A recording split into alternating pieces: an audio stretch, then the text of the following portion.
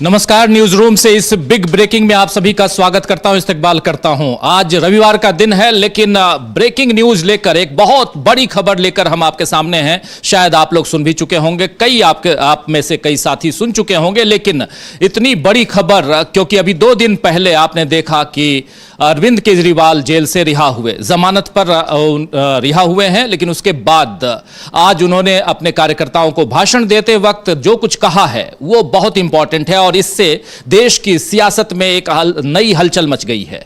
और वो कहा उन्होंने ये कि मैं 2 दिनों के अंदर इस्तीफा दे दूंगा, यानी उन्होंने इस्तीफे की घोषणा कर दी है। अरविंद केजरीवाल अपने पद को छोड़ेंगे। मुख्यमंत्री पद को लेकर बहुत सारी बातें होती रही तब तक जब तक कि वो जेल के अंदर थे, लेकिन जेल से बाहर निकलने के बाद अचानक अरविंद केजरीवाल ने इस्तीफे की घोषणा क्यों की, यह बड़ा सवाल है और इस सवाल पर मंथन भी करेंगे। लेकिन उसके अलावा क्या कुछ कहा अरविंद केजरीवाल ने, उसको पहले सुनते हैं और कैसे उन्होंने घोषणा की। उन्होंने यह भी कहा कि 15 तारीख आज है और 17 तारीख यानी 2 दिन बाद वो जिस दिन ऐसा लगता है कि नरेंद्र मोदी का जन्मदिन भी है, 17 तारीख को 75 साल के हो रहे हैं, उसी दिन शायद ये इस्तीफा दें।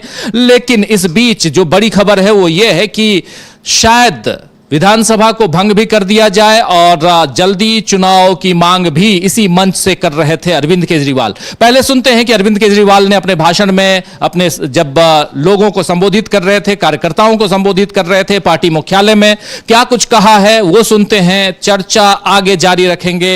इस खबर में, इस ब्रेकिंग न्यूज में बहुत कुछ है आपके लिए जानना समझना जरूरी है। सुनिए पहले अरविंद केजरीवाल को।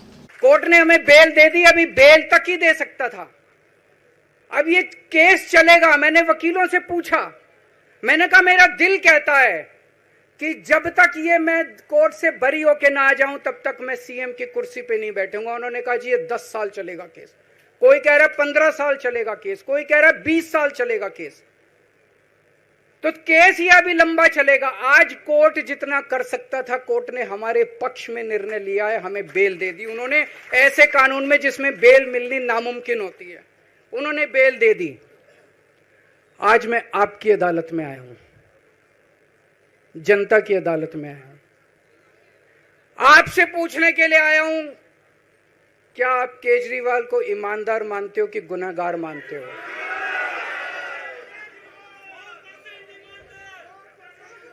मैं दिल्ली की जनता से पूछना चाहता हूं, मैं देश की जनता से पूछना चाहता हूं कि क्या केजरीवाल ईमानदार है कि गुनहगार है? दोस्तों, 2 दिन के बाद, आज से 2 दिन के बाद मैं सीएम की कुर्सी से इस्तीफा देने जा रहा हूं।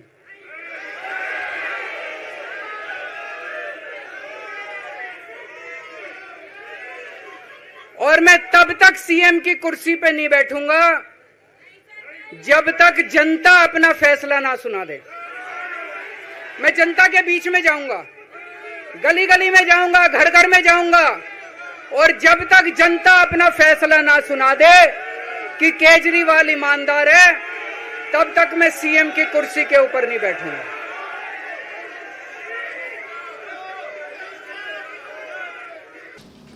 तो सुन लिया आपने, साफ साफ यहां अरविंद केजरीवाल ने कहा कि मैं 2 दिन के भीतर सीएम की कुर्सी छोड़ने जा रहा हूं, यानी अपने पद को त्यागने जा रहा हूं। इस्तीफे की घोषणा कर दी, इस्तीफे का ऐलान कर दिया अरविंद केजरीवाल ने। और जो ऑडियंस थी, कार्यकर्ता, उन्होंने ना ना नहीं नहीं के नारे लगाए, लेकिन अरविंद केजरीवाल ने साफ साफ कहा कि मैं तब तक इस कुर्सी पर नहीं बैठूंगा जब तक जनता मुझे दोबारा इस कुर्सी पर ना बैठा दे, यानी चुनाव में जाने का ऐलान भी अरविंद केजरीवाल ने कर दिया। इसके साथ साथ अरविंद केजरीवाल की यह बड़ी घोषणा, और इस घोषणा के साथ देश की सियासत में नई हलचल मच गई है, यह तय मानिए आप, क्योंकि यहां से दिल्ली की राजनीति ही नहीं बल्कि देश की सियासत, उसमें भी सबसे बड़ी बात कि 2 राज्यों में चुनाव हैं, जम्मू कश्मीर का चुनाव और हरियाणा का चुनाव। जम्मू कश्मीर में आम आदमी पार्टी का कुछ ज्यादा वहां पर जनाधार नहीं है, लेकिन हरियाणा में क्या जनाधार बटोरने की कोशिश भी करेंगे यहां अरविंद केजरीवाल। लेकिन उससे पहले जो बातें वो दिल्ली के लिए कह रहे थे वो बहुत महत्वपूर्ण है।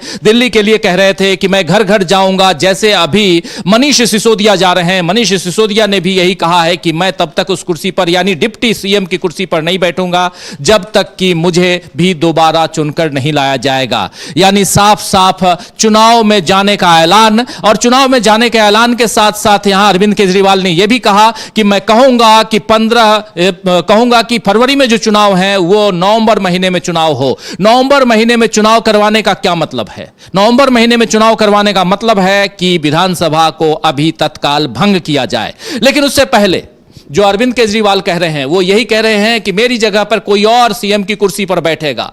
इन सब के अलग अलग मायने हैं, उन मायनों को समझने की भी कोशिश हम करेंगे। लेकिन अरविंद केजरीवाल ने अचानक क्या यह फैसला ले लिया? क्या अरविंद केजरीवाल अचानक इस्तीफा देने की घोषणा कर बैठे, या अरविंद केजरीवाल ने सोची समझी रणनीति के तहत ऐसा किया है? इसको समझने की कोशिश कीजिए दोस्तों। अरविंद केजरीवाल ने बहुत ही सोची समझी रणनीति के तहत ऐसा फैसला लिया है, इसलिए क्योंकि अरविंद केजरीवाल जब छूटकर बाहर निकले हैं तो ईडी ने जो उनके ऊपर बंदिशें लगाई थी उन बंदिशों को ही आगे बढ़ाया गया है। सीबीआई से जो जमानत मिली है उसमें भी। तो सीबीआई और ईडी दोनों में सबसे बड़ी चीज है कि अरविंद केजरीवाल सीएम की कुर्सी पर नहीं बैठेंगे, अपने सचिवालय में यानी कि जहां सीएम बैठते हैं वहां नहीं जाएंगे। और उसके अलावा सीएम रहते हुए ये फाइलों पर सिग्नेचर नहीं करेंगे और सिर्फ उन्हीं फाइलों पर सिग्नेचर करेंगे, दस्तखत करेंगे, हस्ताक्षर करेंगे जिन फाइलों को एलजी भेजेंगे, यानी एलजी के रिकमेंडेड फाइल पर ही वो साइन करेंगे। तो फिर मुख्यमंत्री किस काम के?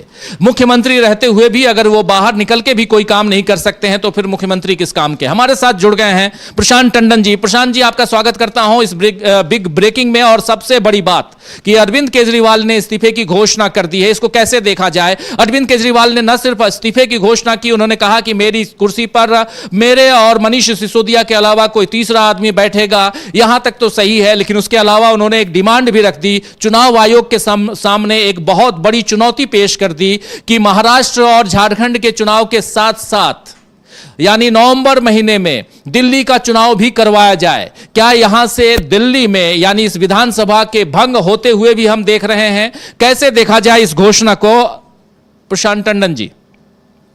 देखिए राजीव जी, दिल्ली पूरा राज्य नहीं है।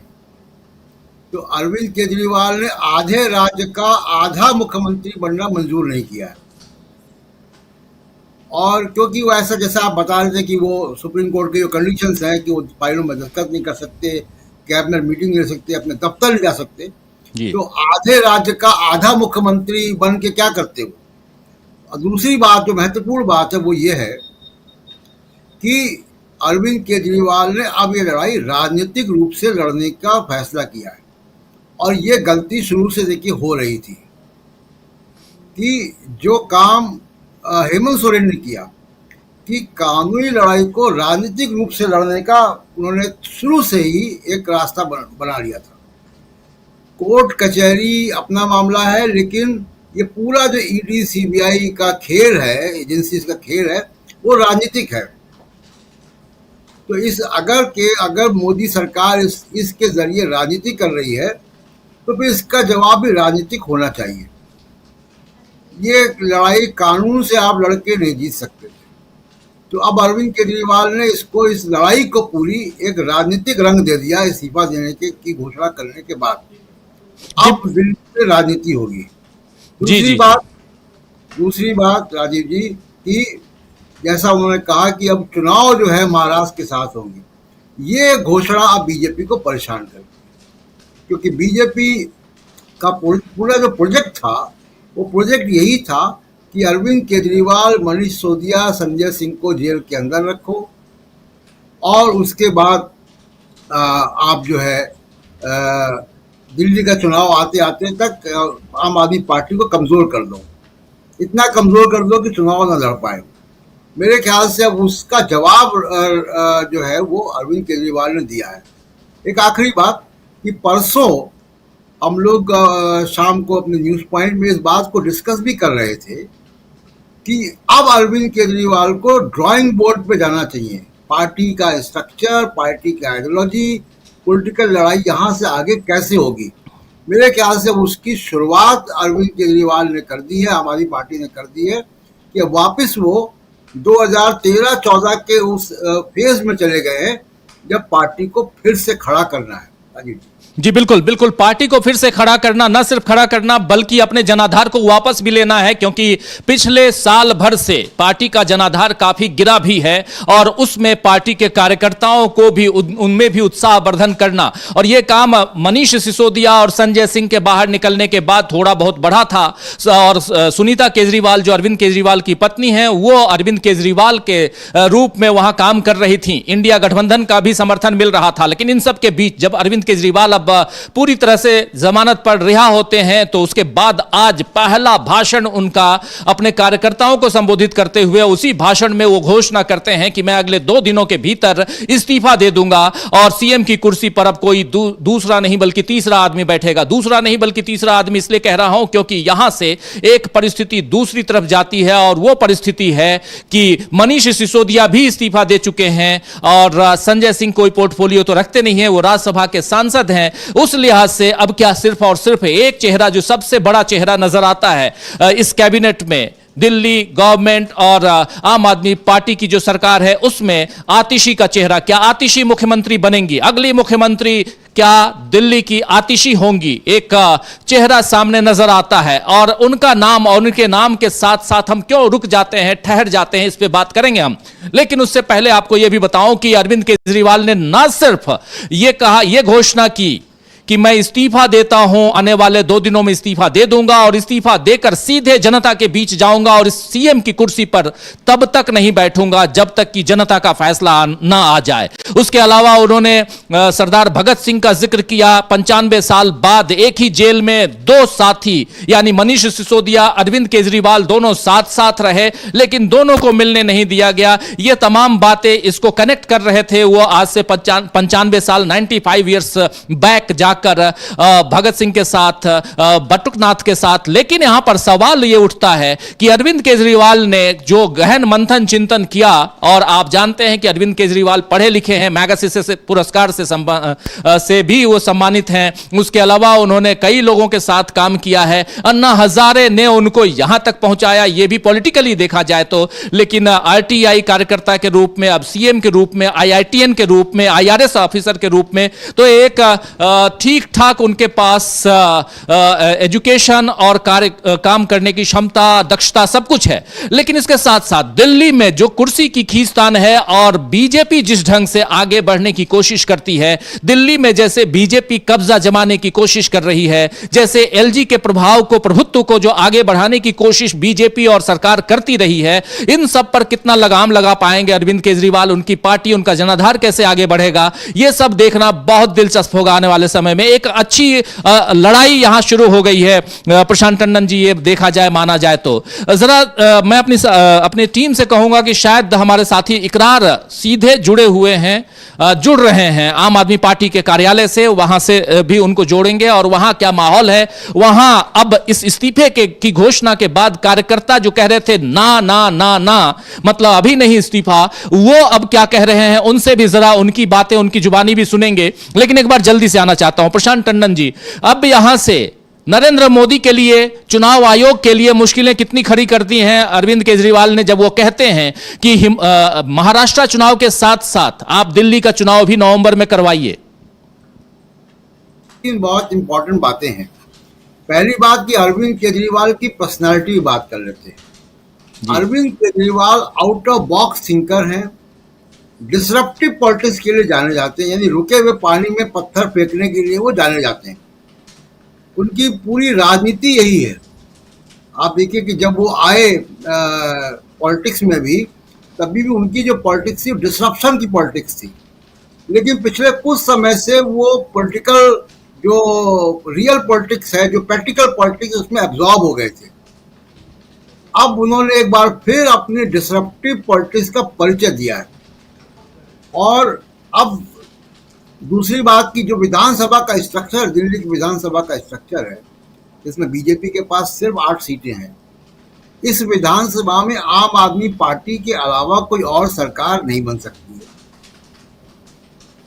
अरविंद केजरीवाल विधानसभा को भंग करने का अगर मुख्यमंत्री रहते हुए सिफारिश करते हैं तो उसको एलजी नहीं मानेंगे। हम देख रहे हैं दिल्ली में कि उनके पास कितनी शक्तियां हैं। तो ये तो बात है, लेकिन वो एक राजनीतिक फैसला तो उनको लेना पड़ेगा। जहां तक मनीष सिसोदिया या किसी और की बात है, मनीष सिसोदिया के ऊपर भी वही शर्तें लागू है जो अरविंद केजरीवाल के ऊपर है। तो वो भी अगर शपथ लेंगे तो वो आधे ही मुख्यमंत्री बन पाएंगे। लेकिन यहां पे एक बात यह है प्रशांत जी कि अगर इसे कैबिनेट में पास करके ये घोषणा कि विधानसभा भंग किया जाए और कैबिनेट में पास कराकर विधानसभा बुलाकर और विधानसभा में इसे पारित करवा लिया जाए, क्योंकि इसलिए विधानसभा में पारित करवा सकते हैं क्योंकि इनके पास 60 से ज्यादा विधायक हैं।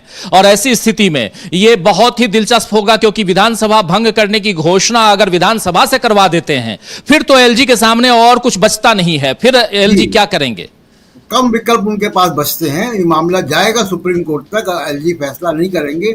एलजी फैसला वही करेंगे जो बीजेपी चाहेगी, और बीजेपी नहीं चाहेगी कि महाराष्ट्र के साथ उनके यहाँ के भी चुनाव हो, क्योंकि बीजेपी इसके लिए बिल्कुल भी तैयार नहीं है। बीजेपी फरवरी तक की तैयारी कर रही थी और वो तैयारी में ईडी सीबीआई शुमार था, उसकी स्ट्रेटेजी शुमार थी। प्रशांत जी थोड़ा सा बस ये कहूंगा कि क्या फरवरी तक की तैयारी कर रही थी या बीजेपी ये चाहती है कि अभी चुनाव हो ही नहीं? क्योंकि कहां बीजेपी के हाथ में अभी कोई चुनाव आ रहे हैं कि कौन सा राज्य बीजेपी के हाथ में, चाहे दिल्ली हो कि महाराष्ट्र हो कि झारखंड हो कि जम्मू कश्मीर या हरियाणा हो, तो बीजेपी तो यही चाहेगी कि कहीं ना कहीं इस चुनाव को जितना टाला जाए उतना बेहतर है। जी प्रशांत जी प्लीज अपनी बात आगे बढ़ाइए। और हमारे साथ जुड़ गए हैं हमारे साथी इकरार भी सीधे आम आदमी पार्टी मुख्यालय से, उनके पास भी चलेंगे। लेकिन प्रशांत जी बस एक बात याद आई तो आपके बीच आ गया था मैं। हाँ, दूसरी बात जो बहुत महत्वपूर्ण संदेश यहाँ से जा रहा है, जो कल हम लोग शाम को बात कर रहे थे, वो ये कि आम आदमी पार्टी के लिए दिल्ली बहुत महत्वपूर्ण है। दिल्ली की राजनीति अगर इनकी कमजोर होगी तो इनकी पंजाब की राजनीति भी कमजोर होगी, बाकी देश में, क्योंकि अब आम आदमी पार्टी वोट प्रतिशत के हिसाब से राष्ट्रीय पार्टी है। दिल्ली की राजनीति में अगर वो कमजोर पड़ेंगे तो इनकी पूरी राजनीति, जो सबसे बड़ा मजबूत पिलर है, वो दिल्ली की राजनीति है। दिल्ली की सरकार अगर जाएगी, दिल्ली में कमजोर होंगे तो सब जगह कमजोर होंगे। यहाँ से एक संदेश जाता है कि अब अरविंद केजरीवाल और आम आदमी पार्टी, जैसा हम लोग कल शाम को डिस्कस कर रहे थे, उनको कंसंट्रेट करना पड़ेगा दिल्ली में। हरियाणा उनको छोड़ना पड़ेगा।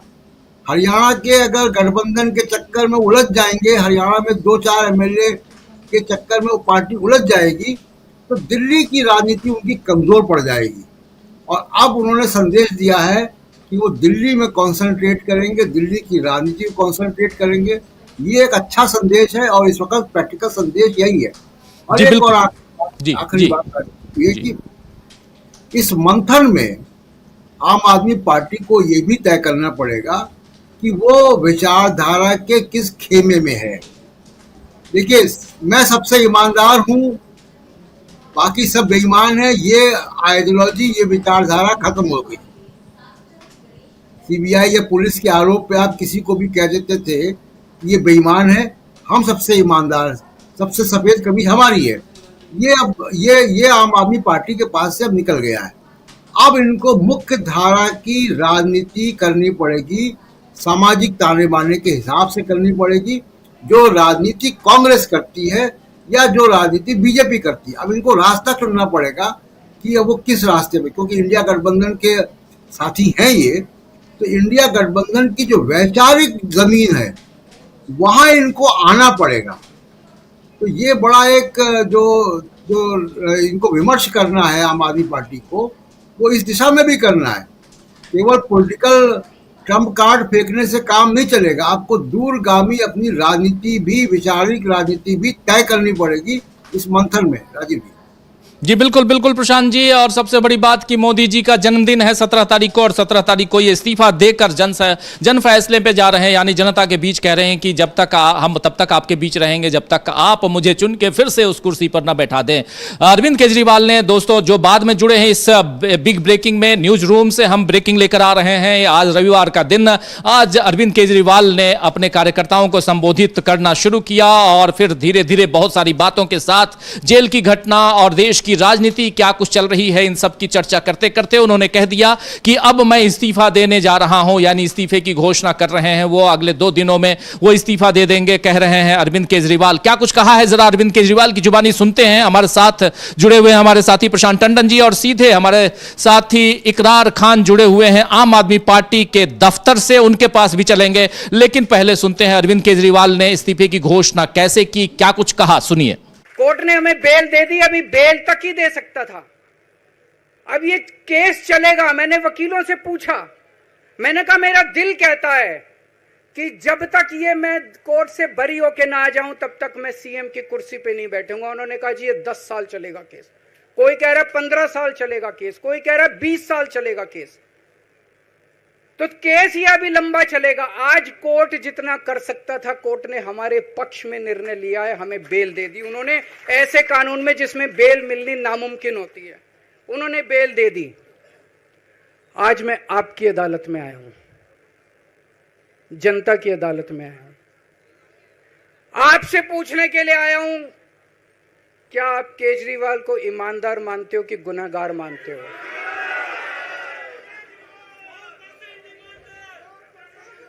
मैं दिल्ली की जनता से पूछना चाहता हूं, मैं देश की जनता से पूछना चाहता हूं कि क्या केजरीवाल ईमानदार है कि गुनहगार है? दोस्तों, 2 दिन के बाद, आज से 2 दिन के बाद मैं सीएम की कुर्सी से इस्तीफा देने जा रहा हूं।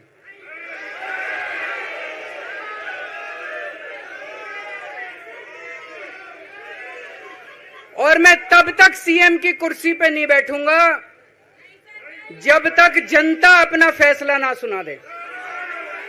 मैं जनता के बीच में जाऊंगा, गली गली में जाऊंगा, घर घर में जाऊंगा, और जब तक जनता अपना फैसला ना सुना दे कि केजरीवाल ईमानदार है, तब तक मैं सीएम की कुर्सी के ऊपर नहीं बैठूंगा। तो एक बड़ी घोषणा यहां सीधे सीधे अरविंद केजरीवाल ने कर दी कि मैं 2 दिन के बाद सीएम की कुर्सी छोड़ दूंगा और तब तक सीएम की कुर्सी पर नहीं बैठूंगा जब तक कि जनता मुझे दोबारा उस कुर्सी पर न बैठा दे। हमारे साथी इकरार खान जुड़े हुए हैं सीधे उसी जगह से जहां पर इन्होंने घोषणा की अरविंद केजरीवाल ने। इकरार, क्या कुछ वहां चल रहा है और क्या अब जनता के बीच जाने से पहले कार्यकर्ताओं के बीच जो घोषणा की है अरविंद केजरीवाल ने, कार्यकर्ताओं में उत्साह है या मायूसी है? क्या कुछ है इस घोषणा के बाद? जी, सबसे पहले तो राजीव जी मैं ये बताना चाहूंगा कि जिस समय किसी को भी अंदाजा नहीं था, कल हम सब लोगों के पास मैसेज आया कि 12 बजे जो है अरविंद केजरीवाल कार्यकर्ताओं को संबोधित करेंगे, तो सभी लोग, जैसा रूटीन होता है, ये जो मनीष सिसोदिया आए थे जेल में, या पिछली बार अरविंद केजरीवाल जी आए थे, वो सब आकर जो है एक कार्यकर्ता को संबोधित किया था। लेकिन जैसे जैसे उनकी बातें आगे बढ़ी, उन्होंने जेल का जिक्र किया, किस तरीके से उनको संदीप पाठक से नहीं मिलने दिया गया, किस तरीके से जो है उनको धमकियां दी गई, बहुत सारी बातें हैं। जेल डायरी की भी उन्होंने बात की कि किस तरीके से भगत सिंह की जो जेल डायरी जो किताब है वो पढ़ते थे, उन डायरी का जिक्र किया। तो सब लोगों को यही लगा कि ये जो नॉर्मल जो कन्वर्सेशन है वो है, लेकिन एकदम जो उन्होंने जब इस्तीफे की जब घोषणा की, हम लोग यहाँ मौजूद थे, सभी लोग स्तब्ध रह गए कि ये एकदम अचानक ये क्या होगा। किसी को कान कोई भनक नहीं, किसी कार्यकर्ता को भनक नहीं, किसी बड़े नेता को भनक नहीं, किसी को कुछ भनक नहीं, लेकिन ये अचानक से ये क्या हुआ, ये सब लोग देखकर स्तब्ध हो गए। लेकिन अरविंद केजरीवाल का साफ तौर पर क्योंकि कुछ दिन पहले जो भाजपा खुद इस्तीफा मांग रही थी, तब इस्तीफा नहीं दिया, और अब अचानक इस्तीफे की घोषणा कैसे की, तो ये अरविंद केजरीवाल का मास्टर स्ट्रोक है। जैसा उन्होंने एक बार पहले 65 या 69 दिन की जो सरकार रही थी, उस समय भी इस्तीफा देकर उन्होंने अपने आप को मजबूत किया था। उन्होंने कहा था हम कार्यकर्ताओं के बीच जाएंगे। ठीक, अब ये भी इस इस्तीफे के पीछे भी वही कारण है, क्योंकि साफ तौर पर कोर्ट में बहुत सारी बातें हो रही हैं कि वो फाइल साइन नहीं कर सकते। हालांकि इकरार, ये बताइए कि वहां के लोग, इकरार आपको रोकना चाहूंगा, ये बताइए जो कार्यकर्ताओं के बीच जब ये घोषणा कर रहे थे तो उनके बीच क्या प्रतिक्रिया थी? आपने बात की होगी, क्या प्रतिक्रिया थी कार्यकर्ताओं की? जी बिल्कुल, मैंने कार्यकर्ताओं से बातचीत की। कुछ कार्यकर्ता, जो सभी कार्यकर्ताओं ने एक सुर में जो अरविंद केजरीवाल के फैसले को थामे कहा। उन्होंने कहा कि हम दोबारा मजबूती से चुनाव लड़ेंगे, और इस बार तो बीजेपी भले ही 7 या 8 विधायक हैं, उसके इस बार जो है 7-0 से ये फैसला करेंगे। कार्यकर्ताओं में कई कार्यकर्ता मिक्स, कई ने कहा कि नहीं अब इस्तीफा नहीं देना चाहिए, लेकिन बहुत से कार्यकर्ताओं में यह है उत्साह का माहौल है। उन्होंने कहा आज से ही जो है वो फील्ड में हम उतर जाएंगे और अरविंद केजरीवाल जी को दोबारा से चौथी बार मुख्यमंत्री बनाने के लिए हम मेहनत करेंगे। हमने कुछ विधायकों से जानना चाहा, विधायकों ने कहा कि हमें साफ तौर पर फिलहाल कहने के लिए मना किया है। हमने उनसे बाइट लेने की बातचीत करने की कोशिश की कि आखिर ये क्या है और कौन अगला मुख्यमंत्री होगा, तो इस पर जो है सभी विधायकों ने चुप्पी साध ली। हालांकि हमेशा वो बात करते हैं, हम लोग हमेशा उनसे बातचीत करते रहते हैं जब अरविंद केजरीवाल की चुनावी सभा या कोई सभा होती है उसके बाद। तो जब हमने एक विधायक है सीलमपुर से विधायक, उनसे बात करनी, उन्होंने साफ तौर पे कहा कि नहीं अभी हमें मना किया। सीमापुरी वाले विधायक, उनसे हमने बात करने की कोशिश की, उन्होंने मना किया कि साफ तौर पर जब तक ये फैसला कैबिनेट की बैठक नहीं हो जाती तब तक विधायकों को, मंत्रियों को, सबको कुछ भी कहने के लिए फिलहाल मना किया है। कार्यकर्ताओं में एक बार फिर उत्साह है। कार्यकर्ताओं को ये लगा, कार्यकर्ताओं का ये कहना था कि जो इस सरकार में जो भाजपा ने जो जिस तरीके से एलजी बार बार रुकावटें ला रहे हैं तो काम करना इतना मुश्किल हो गया था और अब ज्यादा समय भी नहीं है। और अरविंद केजरीवाल जो है इससे पता चलता है कि ईमानदार मुख्यमंत्री है, उन्हें पद का कोई लालच नहीं है। जी जी बिल्कुल, आप बने रहिए हमारे साथ इकरार, और समझने की हम कोशिश कर रहे हैं। हमारे साथ दो साथी प्रशांत टंडन जी भी जुड़े हुए हैं और इकरार हमारे साथ जुड़े हुए हैं सीधे आम आदमी पार्टी मुख्यालय से। और राघव चड्ढा ने इसी मसले पर क्या कुछ कहा है जरा वो भी सुन लेते हैं। राघव चड्ढा ने स्वागत किया था अरविंद केजरीवाल के घर पर जब वो लौट के आए थे जेल से, तिहाड़ से निकल के, और आपने वो विजुअल भी देखा होगा। लेकिन आज इस घोषणा के बाद राघव चड्ढा क्या कुछ कह रहे हैं, सुनिए जरा। मुख्यमंत्री जी अग्नि परीक्षा से गुजरने के लिए तैयार है और दिल्ली तय करेगी कि मुख्यमंत्री ईमानदार हैं कि नहीं है। अरविंद केजरीवाल जी ने 2020 में काम के नाम पर वोट मांगा था और कहा कि अगर मैंने काम किया है तो मुझे वोट देना, मैंने काम नहीं किया तो मुझे वोट नहीं देना। आज उनपे तौमतें लगाई गई, आरोप लगाया गया।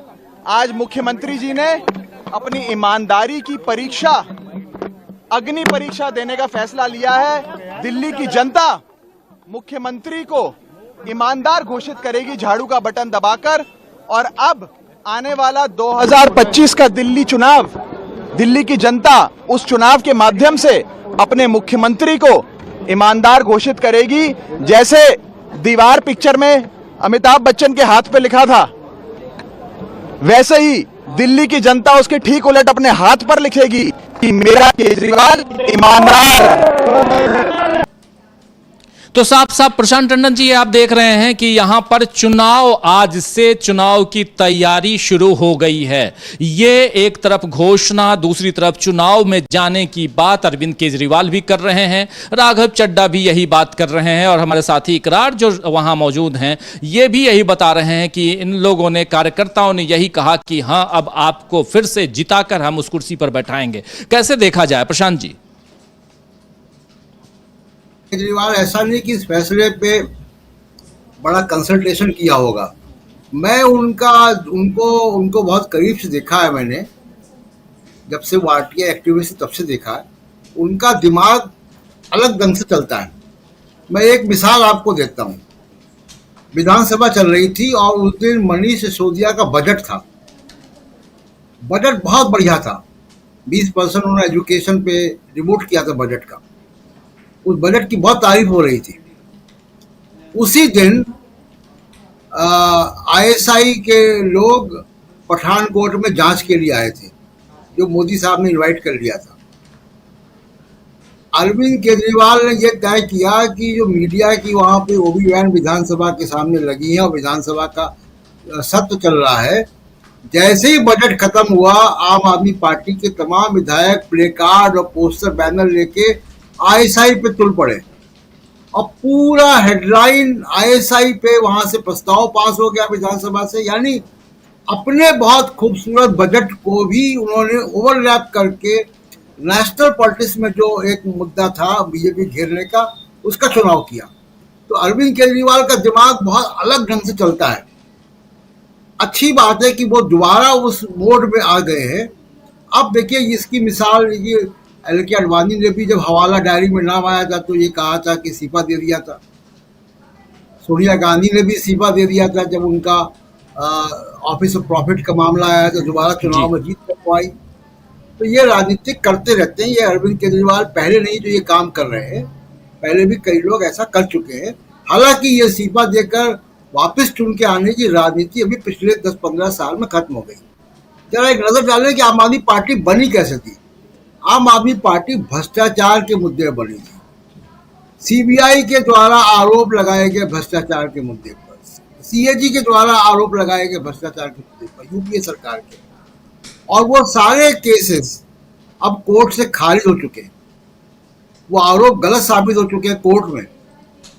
उस कोर्ट के आरोप के आधार पर, उस सीबीआई के आरोप के आधार पर अरविंद केजरीवाल की पॉलिटिक्स चमकी थी दिल्ली में और सत्ता में आ गए थे। कांग्रेस के खिलाफ अन्ना हजारे ने धरना दिया था। वो पूरा एंटी करप्शन प्लेटफॉर्म था। अब खुद अरविंद केजरीवाल, मनीष सिसोदिया, संजय सिंह अगर आरोपों के, मैं उसकी कन्विक्शन की बात ही नहीं कर रहा हूँ, आरोप के आधार पर अगर जेल में रहकर आए हैं तो अब आपका पॉलिटिक्स का वो हिस्सा तो खत्म हो गया। अब आप ये नहीं कह सकते कि मैं सबसे ईमानदार। अब आपको एक दूसरी पॉलिटिक्स की राह देखनी पड़ेगी। अब जहां तक बीजेपी का सवाल है राजीव जी, बीजेपी ने दिल्ली में दो बातें हैं। एक, अरविंद केजरीवाल या आम आदमी पार्टी के खिलाफ दिल्ली में कोई स्लोगन, कोई नारा, कोई तरीका नहीं है। आम दिल्ली में बीजेपी के पास कोई आइडिया नहीं है कि आम आदमी पार्टी के खिलाफ एक बड़ा राजनीतिक आइडिया क्या लेकर आए। बिजली पानी का मामला है, शिक्षा स्वास्थ्य का मामला है, उस तरफ बीजेपी का ध्यान नहीं है। बीजेपी केवल हिंदू मुसलमान करके दिल्ली में चुनाव जीतना चाहती है जी। तो एक ये बात। दूसरी बात कि दिल्ली में कोई लीडरशिप भी नहीं बनाई है। आप देखिए कि जिस युवा ने, जिसने भी बीजेपी की आखिरी सरकार देखी है दिल्ली में, वो लगभग 30 साल का है आज की तारीख में। 1998 में आखिरी सरकार थी दिल्ली में बीजेपी जी बिल्कुल। तो अब युवा के दिमाग से, जो युवा वोटर है उसके दिमाग से बीजेपी की सरकार का कोई स्मरण नहीं है, कोई याददाश्त नहीं है उसकी। बीजेपी ने कोई लीडरशिप भी नहीं खड़ी की। आप देखिए कि बीजेपी के पास मदन लाल खुराना थे, बीजेपी के पास वर्मा थे, बड़े बड़े नेता दिल्ली के थे, मल्होत्रा थे, तमाम नेता थे, सुषमा स्वराज थी, वो सब अब चले गए। कोई नया लीडर उसको, उस वैक्यूम को भरने नहीं आया। तो बीजेपी के सामने दो क्राइसिस है, लीडरशिप नहीं है दिल्ली में, और दूसरा कोई पॉलिटिकल बड़ी लकीर खींचने का आइडिया नहीं है दिल्ली में। बिल्कुल। अब आम आदमी पार्टी के लिए एक बड़ी मुश्किल ये है भी, जिसमें इनको बहुत सावधान रहना होगा कि आप लोकसभा और विधानसभा के चुनाव की ट्रेंड देखें तो लगभग 70% वोट दोनों का कॉमन है। यानी जो लोग दिल्ली में लोकसभा के चुनाव में बीजेपी का एमपी जिताते हैं, वही लोग लगभग 70% वापस जाते हैं आम आदमी पार्टी के पास और दिल्ली में प्रचंड बहुमत इनको देते हैं। ये पिछले 3 बार से हो रहा है। तो अब दोनों को डर लगता है कि वो लौटे नहीं तो, वो मतदाता अगर लौटा नहीं तो हमारे पास तो क्या होगा। ये अब आम आदमी पार्टी को सोचना है कि दिल्ली की जनता के, वो जो मतदाता है जिसने लोकसभा में 7 सीटें बीजेपी को दे दी, वो वापस इनको विधानसभा में दे, उसके लिए क्या है। और एक और नई तब्दीली ये है कि अब कांग्रेस भी ताकत के साथ मैदान में है। कांग्रेस के पास भी दिल्ली का वोट शेयर है। कांग्रेस को भी अब माइनॉरिटीज जो है वो पसंद कर रहे हैं, और अरविंद केजरीवाल की जीत का एक बड़ा हिस्सा माइनॉरिटीज से भी आता है। हालांकि होशियार पॉलिटिशियन है, इनको मैं मजाक में कहता हूं कि मोदी प्लस आईआईटी है। तो देखते हैं मोदी प्लस आईआईटी का ये नया पैतरा कहाँ तक जाता है। जी बिल्कुल बिल्कुल। इसमें कोई दो राय नहीं कि नरेंद्र मोदी के सामने अगर देखा जाए तो उससे एक कदम आगे अरविंद केजरीवाल दिखाई देते हैं, क्योंकि पढ़े लिखे हैं और बहुत कुछ कहें तो खाक छान कर यहाँ तक पहुँचे हैं। और ऐसे में ये मास्टर स्ट्रोक इस हिसाब से भी, क्योंकि ये एक रिकॉर्डधारी भी हैं। रिकॉर्ड इस हिसाब से क्योंकि आज़ाद भारत के इतिहास में पहला मुख्यमंत्री जो जेल में रहा, और जेल में रहने के बाद जब वो बाहर निकल के आते हैं तो वो इस्तीफे की घोषणा करते हैं। यानी जब तक जेल में रहे, अभी तक यही होता था कि जिस पद पे आप हैं उस पद को त्याग कर जाते हैं जेल के अंदर, और लेकिन उसके बाद आपके पॉलिटिक्स और आपकी पार्टी के अंदर बहुत कुछ परिवर्तन भी देखने को, झेलने को मिलता है। लेकिन यहां पर अरविंद केजरीवाल ने वैसा नहीं किया, वो मुख्यमंत्री पद पर बने रहे। और अब जो उनके ऊपर जो बंदिशें लगाई गई हैं वो यही है कि वो सिग्नेचर करने से लेकर मुख्यमंत्री पद का जो पूरा का पूरा काम होना चाहिए वो नहीं कर सकते, इसलिए, और वही काम कर सकते हैं जो एलजी से रिकमेंडेड हो। ऐसी स्थिति में मुख्यमंत्री की कुर्सी पर बैठकर भी क्या होना जाना है, ये एक बड़ा सवाल है। और ऐसे में अगर कोई तीसरा आदमी मुख्यमंत्री होगा, दूसरा आदमी मुख्यमंत्री होगा, तो वो शायद बेहतर काम कर पाएगा और पार्टी की जो गतिविधियां हैं उसको भी आगे बढ़ा पाएगा। एक सोची समझी रणनीति के तहत अरविंद केजरीवाल ने यह फैसला लिया है जो वाजिब भी लगता है। लेकिन इसके साथ कितनी चुनौती यहां पेश करते हुए अरविंद केजरीवाल नजर आते हैं। अरविंद केजरीवाल जब यह कहते हैं कि महाराष्ट्र के साथ साथ यानी नवंबर में दिल्ली का चुनाव भी करवा दें, तो यह कितनी मुसीबत में चुनाव आयोग यानी चुनाव आयुक्त जो मुख्य चुनाव आयुक्त राजीव कुमार हैं, मेरे हमनाम, उनको कितनी मुसीबत में डालते हैं, नरेंद्र मोदी को कितनी मुसीबत में डालते हैं, यह भी देखना बड़ा दिलचस्प है। एक बार फिर से आना चाहता हूं इकरार आपके पास। इकरार, क्या कुछ चल रहा है वहां पे, और आपकी कुछ नेताओं से बात हुई क्या? और जैसा आप बता रहे थे कि यहां अभी तक जब आप लोग पहुंचे और आज 12 बजे, पहले 11 बजे का समय दिया गया था, फिर 12 बजे का समय दिया गया कि अरविंद केजरीवाल संबोधित करेंगे कार्यकर्ताओं को, नेताओं को, और 12 बजे से जब वो नेताओं को संबोधित करना उन्होंने शुरू किया तो जो कुछ हुआ उसको आगे आगे हमने देखा और सीधे इस्तीफे की घोषणा तक पे बात आ गई। लेकिन उसके बाद के कुछ रिएक्शन है, चूंकि आप वहीं पर हैं, और क्या लोगों ने, वहां की जनता ने अरविंद केजरीवाल को, वहां आसपास जनता तो छोड़ दीजिए, कार्यकर्ताओं की बात करें, वो कैसे देख रहे हैं, जरा ये बताइए। दरअसल कुछ यहाँ पर जो है कुछ ही दूरी, पार्टी ऑफिस की कुछ ही दूरी पे कुछ ऑटो वाले थे, वो सब थे।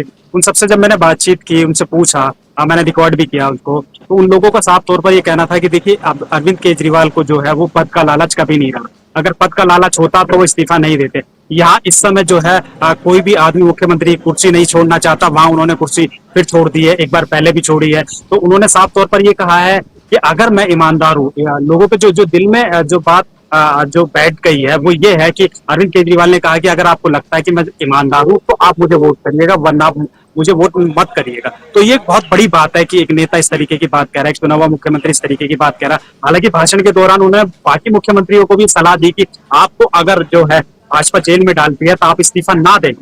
यानी उनका साफ तौर पर कहना था कि जेल में रहकर आपको इस्तीफा नहीं देना, ये उनकी जीत है, उसके बाद चाहे आप इस्तीफा दे सकते हैं। ये अरविंद केजरीवाल की बात से साफ होगा। हालांकि कुछ दिन पहले जो भाजपा के जो विधायक है दिल्ली में, करीब 7 या 8 विधायक हैं, वो विधायक एलजी के पास गए थे। वहां उन्होंने राष्ट्रपति को ज्ञापन सौंपा था इस्तीफे के लिए, अरविंद केजरीवाल की सरकार को बर्खास्त करने के लिए। तो ये भी बहुत बड़ा इसके पीछे का कारण एक हो सकता है, क्योंकि उसके बाद जो राष्ट्रपति ने उसको तुरंत जो फाइल, हालांकि बहुत सारे ज्ञापन राष्ट्रपति के पास पेंडिंग पड़े रहते हैं, लेकिन उन्होंने बिना देरी के उसे गृह मंत्रालय को भेज दिया। गृह मंत्रालय में सिफारिश के लिए भेज दिया गया कि इस पर क्या कार्रवाई की जाए। ये एक बहुत बड़ी बात है कि राष्ट्रपति को लोग ज्ञापन देते हैं, जंतर मंतर पर यहाँ धरने होते हैं, रोज ज्ञापन देकर आते हैं, लेकिन आज तक किसी बात पे इतनी तुरंत कार्रवाई नहीं होती। और ये कार्रवाई हुई कि तुरंत उन्होंने जो है वो ज्ञापन को जो है गृह मंत्रालय में भेज दिया गया कि आप जो है उसको इस पे देखिए क्या निर्णय लेना, क्या नहीं निर्णय लेना। तो बहुत सारी तमाम सारी बातें हैं। एलजी का इंटरफेयर जो है बहुत ज्यादा बढ़ गया है। हर विभाग में वो खुद मीटिंग कर रहे हैं, हम देख रहे हैं, हर जो अधिकारी है उनसे वो मुलाकात कर रहे हैं। तो सीएम एक तरीके से जो चुने हुए सीएम होना चाहिए या जो मंत्री होना चाहिए, उनका कोई मायने रहा नहीं सरकार के अंदर। जो कोई भी अधिकारी है वो सुनने के लिए तैयार नहीं है। सिर्फ जो फाइल यहाँ से जो एमएलए हैं, विधायक हैं, फंड के लिए परेशान है, बहुत सारी चीजों को लेकर परेशान है। तमाम तरीके की जो है राजनीति हो रही है, यहाँ निगम को लेकर राजनीति हो रही है। अभी कुछ दिन पहले अब निगम में जो वार्ड समिति के चुनाव हुए उसमें अब जबरदस्त राजनीति हुई कि 5 दिन पहले आप जो है काउंसलर तोड़ लेते हैं, काउंसलर तोड़ने के बाद आप जो 12 वार्ड में से आप 7 वार्ड में कब्जा कर लेते हैं। उसके पीछे सबसे बड़ा कारण है कि जब स्टैंडिंग कमेटी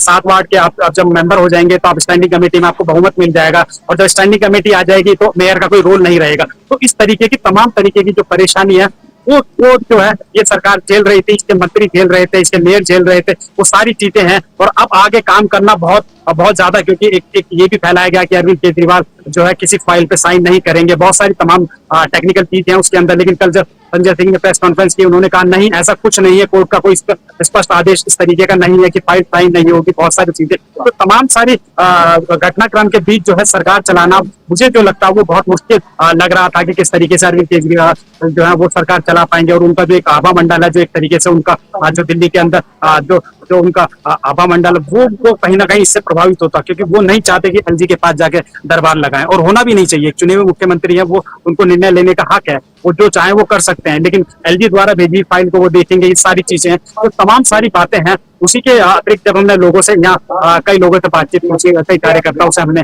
बातचीत की, कुछ नेता भी हैं और विधायक भी हैं, हमने कहा कि भाई ये एकदम कैसे हो गया कि आप लोग तो इस्तीफा दे रहे हैं, इसमें तो भाजपा की जीत है। तो लोगों ने कहा इसमें भाजपा की जीत नहीं है, नेताओं ने कहा इसमें भाजपा की जीत नहीं है। हमने कहा ऐसा क्यों? हमने कहा भाजपा तो इस्तीफा पहले ही मांग रही थी जब जेल में थे वो, तो कहा जेल में अगर इस्तीफा दे देते तो हम लोग ये साबित हो जाता कि अरविंद केजरीवाल भ्रष्टाचारी थे। लेकिन आज जब वो भाई जब तो नहीं, मतलब कोर्ट से जेल से बाहर आए हैं, तब उन्होंने इस्तीफा दिया। तो इसमें हमारी जीत है, भाजपा की जीत नहीं, बल्कि भाजपा के मुंह पर ये तमाचा है। तो कुल मिला के जो जनता के दरबार में अरविंद केजरीवाल जा रहे हैं, और जनता के दरबार में उन्होंने उन्होंने साफ तौर पर कहा, जो उन्होंने उनका एक फार्मूला रहता है कि अगर मैं भ्रष्टाचारी हूँ तो आप मुझे वोट मत करिएगा, और आप अगर मुझे ईमानदार मानते हैं तो आप मुझे वोट करिए। तो बात यहाँ पर ईमानदार बनाम भ्रष्टाचार की है, यानी कौन ईमानदारी के साथ राजनीति करता है और कौन भ्रष्टाचार कर रहा है। और इन सब के बीच अरविंद केजरीवाल का ये इस्तीफा, आज का इस्तीफा, ये जो इस्तीफे की घोषणा, इस्तीफा अभी नहीं दिया है उन्होंने, लेकिन इस्तीफे की घोषणा कर दी है, ऐलान कर दिया है। इस ऐलान के बाद देश की सियासत, खासकर दिल्ली की सियासत में आगे क्या कुछ होता है, इस पर निगाहें तो टिकी हुई हैं। हमारे साथ दो साथी इकरार और प्रशांत टंडन जी जुड़े हुए हैं। प्रशांत जी, इकरार जो बातें बता रहे हैं, और इसमें सबसे बड़ी बात कि अब यहां से एक बात समझ में आ रही है कि अरविंद केजरीवाल, जैसे मनीष सिसोदिया बाहर निकल के आते हैं, उनके पास कोई पोर्टफोलियो नहीं, वो मंत्रिमंडल में नहीं है, उसके सदस्य नहीं हैं, और वो लगातार पैदल यात्रा कर रहे हैं और गली गली मोहल्ले मोहल्ले घूम रहे हैं। यही बात अरविंद केजरीवाल भी कह रहे थे आज, कि मैं भी अब लोगों के बीच जाऊंगा। जनाधार, जो घटते हुए जनाधार को फिर से काबू पर लाना, और जो बात आप कह रहे थे कि कांग्रेस पार्टी कहीं ना कहीं यहां पर थोड़ा मजबूती के साथ पिछले चुनाव में दिखाई दी है, और अल्पसंख्यकों का, या जो एक वोट बैंक था जो कांग्रेस के साथ था, वो कांग्रेस की तरफ आते हुए भी दिखाई दे रहा था, और वो कहीं इधर भी ना आ जाए चुनाव में, क्योंकि अभी आज की स्थिति ये नहीं कही जा सकती कि इंडिया गठबंधन में तो अरविंद केजरीवाल की पार्टी आम आदमी पार्टी है, लेकिन दिल्ली में ये आपस में चुनाव लड़ेंगे, यानी गठबंधन के साथ लड़ेंगे या बाहर से लड़ेंगे, अलग अलग लड़ेंगे, ये भी है। अभी कुछ भी तय नहीं है, क्योंकि हरियाणा के चुनाव में ये तय नहीं हो पाया साथ साथ लड़ना। ऐसे में आप कैसे देखते हैं कि अरविंद केजरीवाल जब अपने इस पोर्टफोलियो को छोड़कर लोगों के बीच जाएंगे, वो जनाधार उनके पास था, वो फिर से पाते हुए नजर आते हैं क्या अरविंद केजरीवाल?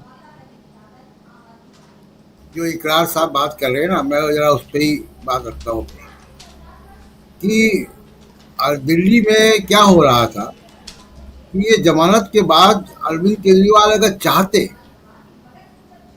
एडमिनिस्ट्रेटिव तोड़ निकाल सकते थे। मंत्री लिख देता है कि एज एडवाइज है, suggested by chief minister, file noting लगा देता कि जैसा मुख्यमंत्री ने सुझाव दिया, और वो चलता रहता काम। प्रॉक्सी में वो मुख्यमंत्री पद चला सकते थे। लेकिन जो इकरार बता रहे हैं, जो घटना हुई थी कि राष्ट्रपति के पास ज्ञापन जाता है, राष्ट्रपति तुरंत जो है गृह मंत्रालय को भेज देते हैं, यानी एक प्रोसेस बीजेपी के अंदर मंथन चल रहा था कि दिल्ली में एलजी रूल लगा दिया जाए, सरकार को भंग कर दिया जाए। लेकिन शायद बीजेपी पॉलिटिकली उसके लिए तैयार नहीं थी। पॉलिटिकली तैयार होती जब तक कर देते। ये बड़ा मजेदार राजीव जी पूरा किस्सा राजनीतिक ये है कि मान लीजिए युद्ध का मैदान है, और एक पक्ष जो है अपनी तोपें लगा रहा है, सेना की टुकड़ियां लगा रहा है वहाँ पे, और बंदूक गोला बारूद जमा कर रहा है, और दूसरा पक्ष जो है उसी बीच मिसाइल फेंक दे उस तरफ। तो यही हुआ है कि अरविंद केजरीवाल ने मिसाइल पहले ही छोड़ दिया है। अभी वहाँ युद्ध की तैयारी ही हो रही थी, तो जाहिर सी बात है कि अब जिसने मिसाइल छोड़ा है उसने स्थितियों को अपने काबू में कर लिया है। अब जो फर्स्ट स्ट्राइक एडवांटेज होता है जो पहला वार करता है। अरविंद केजरीवाल ने पहला वार कर दिया है और बहुत बड़ा पहला वार कर दिया है। अब वो कोई भी चीज करेंगे, गवर्नर रूल लगाएंगे, कुछ और करेंगे, वो सब राजनीतिक रूप से उल्टा पड़ेगा। दूसरी बात, जो भारतीय समाज में और कहीं भी सेक्रीफाइस का बहुत सम्मान है। आज भी अगर सोनिया गांधी के लिए इस देश में इतना सम्मान है राजनीतिक हलकों में और जनता के बीच भी, वो इस वजह से कि उन्होंने प्रधानमंत्री की कुर्सी ठुकरा दी थी। सेक्रीफाइस को लोग सम्मान करते हैं। अरविंद केजरीवाल ने उसी पॉलिटिक्स को चुना है और इमोशनल पॉलिटिक्स को चुना। लेकिन मैं फिर कहूँगा कि जो आपने जो कांग्रेस की बात की है बीच में, कि अरविंद केजरीवाल को अपनी राजनीति को रीडिफाइन करना पड़ेगा। एंटी करप्शन कोई प्रैंक नहीं, कोई राजनीति नहीं है। फ्री बिजली, फ्री पानी कोई राजनीति नहीं है। ये एडमिनिस्ट्रेटिव तरीके हैं, ये वादे हैं जो आप पूरा करते हो। आपको भारतीय सामाजिक समस्याओं की, यानी सांप्रदायिकता के खिलाफ आपको एक पोजीशन लेनी पड़ेगी। सामाजिक न्याय पे एक पोजीशन लेनी पड़ेगी। आरक्षण के मसले पे एक पोजीशन लेनी पड़ेगी। आपको जातिवाद जनगणना पे एक पोजीशन लेनी पड़ेगी। लिंचिंग में अगर कोई मुसलमान मारे जाते हैं, उसकी पोजीशन लेनी पड़ेगी। दिल्ली के दंगे हुए, किस तरीके से हुए दंगे, नहीं हिंसा हुई, वो प्रायोजित हिंसा, उसमें आपको एक स्टैंड लेना चाहिए था, आपने नहीं लिया। सीए के बिल पे आपको स्टैंड लेना चाहिए था, आपने नहीं लिया। ये पॉलिटिकल जो चॉइस है, जो पॉलिटिकल टफ चॉइसेस हैं, वो लेनी पड़ेंगी। देखिए, कांग्रेस पार्टी जो है वो टफ चॉइसेस लेती है। वो कश्मीर में एक स्टैंड लेती है, वो इसमें बीजेपी उसके ऊपर हमलावर होती है। वो माइनॉरिटीज पे हमले होते हैं तो राहुल गांधी बोलते हैं, उसके ऊपर राहुल गांधी पे हमले होते हैं।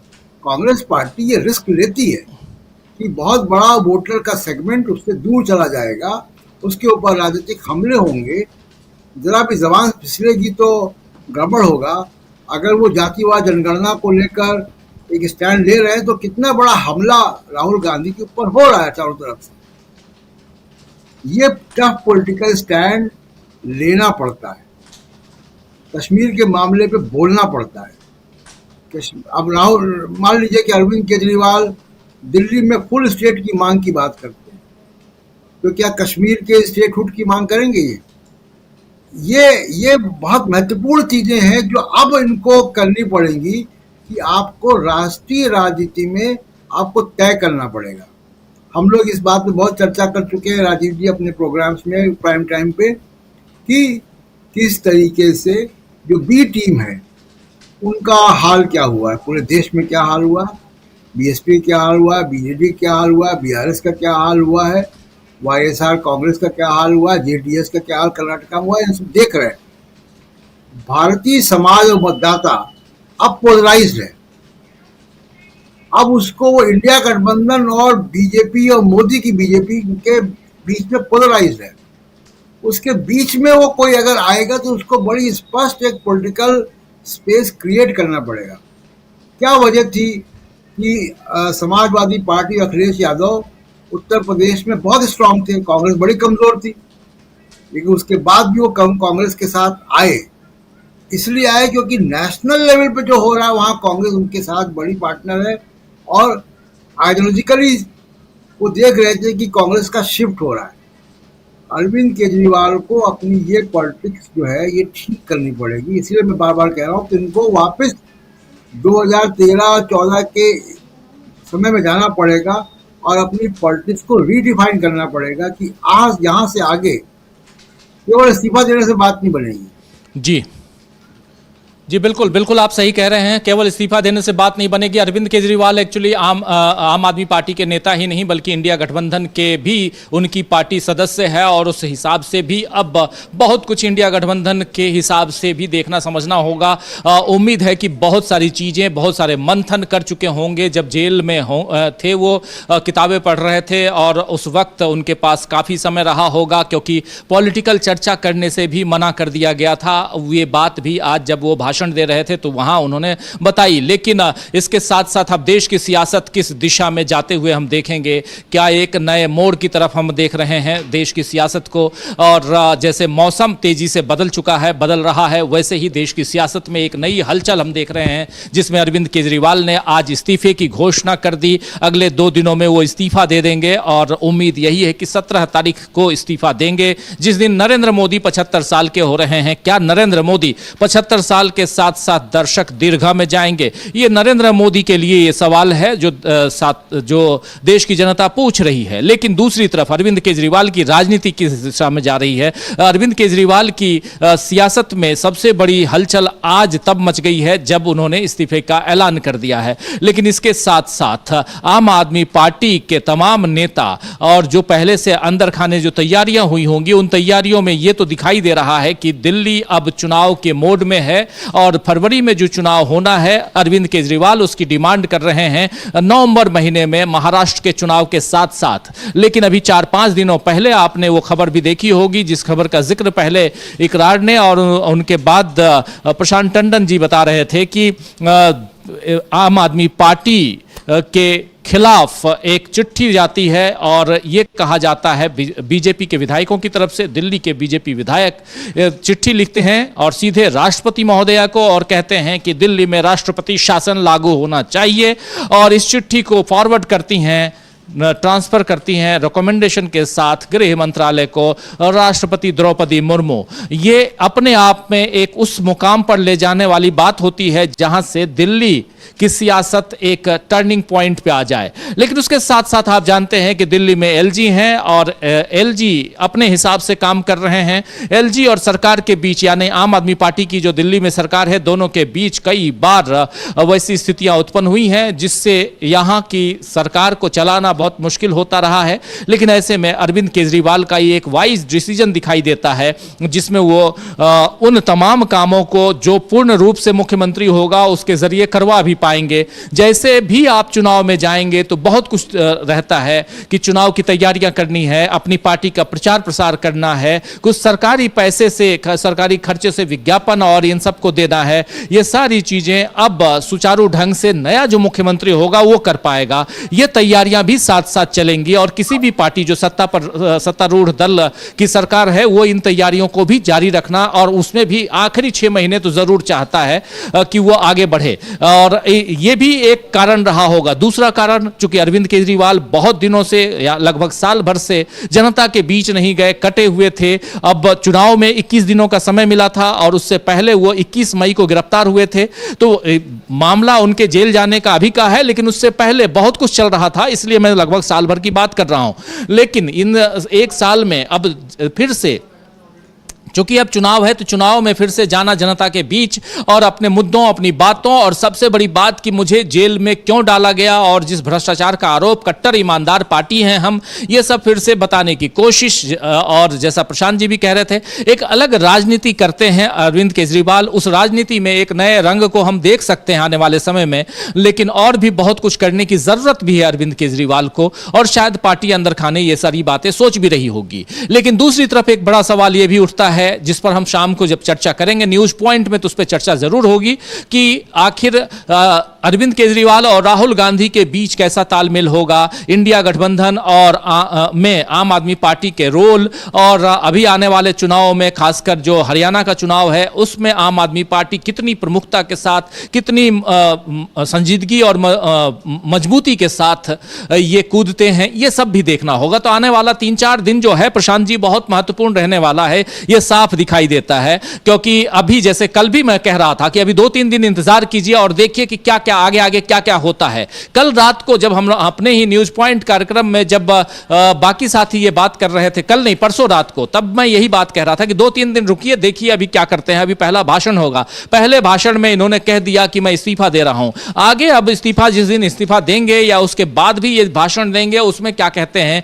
इंडिया गठबंधन के साथ ही रहेंगे, नहीं रहेंगे, ये भी एक इंतजार करना होगा, अकेले अपने दम पर आगे बढ़ेंगे, या क्योंकि एक बहुत महत्वपूर्ण है कि अब आज की तारीख में दो ध्रुवीय राजनीति हो गई है इस देश की, या तो आप इधर हैं या उधर हैं, यानी आप या तो एनडीए और बीजेपी के साथ हैं या आप कांग्रेस और इंडिया गठबंधन और उसके तमाम दलों के साथ हैं। ये दो ध्रुवीय राजनीति अभी आने वाले 6, 8, 10 महीने तो हम देखेंगे ही, आगे उसके बाद क्या होगा, बहुत तेजी से हिंदुस्तान की सियासत भी बदलती रही है, तो ये बहुत कुछ होना अभी बाकी है। एक छोटा छोटा कमेंट चाहूंगा। पहले इकरार जुड़े हैं शायद हमारे साथ, इकरार चले गए हैं, कोई बात नहीं। प्रशांत जी, एक छोटा कमेंट आपसे। देखिए राजीव जी, आम आदमी पार्टी दिल्ली में बहुत स्ट्रांग है, गली गली इनका संगठन है, लोग हैं, कार्यकर्ता हैं, सोशल मीडिया में ये बहुत आगे हैं, बीजेपी से भी मैं कहूँगा कि आगे हैं, क्योंकि इनके पास कंटेंट बहुत होता है, क्रिएटिव लोग हैं, बढ़िया वीडियो बनाते हैं, बढ़िया पोस्ट लिखते हैं, तो आम आदमी पार्टी की ये स्ट्रेंथ है। और जो सबसे बड़ी बात यह है कि दिल्ली के लोगों ने, मैं जब भी लोगों से मिलता हूँ, आम आदमी पार्टी के कार्यकर्ता या समर्थक को छोड़ दीजिए आप, दिल्ली के आम लोगों ने भी ईडी सीबीआई के छापों और जेल पे अरविंद केजरीवाल को भ्रष्ट नहीं मान लिया। उनकी लोकप्रियता में इस पे कोई असर नहीं पड़ा। लोगों ने बल्कि उल्टा ये कहा कि ये मोदी सरकार जो है वो गलत काम कर रही है, इनको फंसा रही है। तो अरविंद केजरीवाल की छवि पर इससे कोई प्रभाव नहीं पड़ा ईडी सीबीआई के मामले में। उसको लोगों ने एक्सेप्ट नहीं किया कि क्योंकि सीबीआई ने इनको अंदर कर दिया, ईडी ने अंदर कर दिया, तो ये करप्ट है। दूसरी बात कि देखिए, अब दिल्ली में तो अरविंद केजरीवाल गली गली जाएंगे, अपनी पार्टी को स्ट्रांग करेंगे, वापिस जो डिस्कनेक्ट हो गया उसको वापस लाएंगे। बीजेपी के सामने एक बड़ी मुश्किल ये है राजीव कि मोदी साहब राजनीतिक लड़ाई राजनीति से नहीं लड़ते हैं, कभी भी नहीं लड़ी उन्होंने। वो हमेशा ईडी सीबीआई मीडिया इन सबसे वो अपने जो उनका जो आवरण है उसके जरिए लड़ाई लड़ते हैं। अब इनको मोदी साहब को दिल्ली में अरविंद केजरीवाल से पॉलिटिकल लड़ाई लड़नी पड़ेगी। अरविंद केजरीवाल ने उसका न्योता आज दे दिया उनको कि अब जितना ईडी सीबीआई आपको करना था कर चुके, अब आपको राजनीति करनी पड़ेगी। और उस राजनीति में अब देखना होगा कि मोदी साहब के लिए भी एक ये टेस्ट केस है कि बगैर ईडी सीबीआई मीडिया के आप अरविंद केजरीवाल से दिल्ली में कैसे निपटोगे, क्योंकि दिल्ली का कोई नेता नहीं बीजेपी के पास जो अरविंद केजरीवाल से कोई 1 किलोमीटर के दायरे में भी आ सके। लड़ाई तो मोदी से ही है इनकी, मोदी या मोदी के नॉमिनेटेड कोई भी होगा। तो इसलिए ये बड़ा दिलचस्प होगा देखना।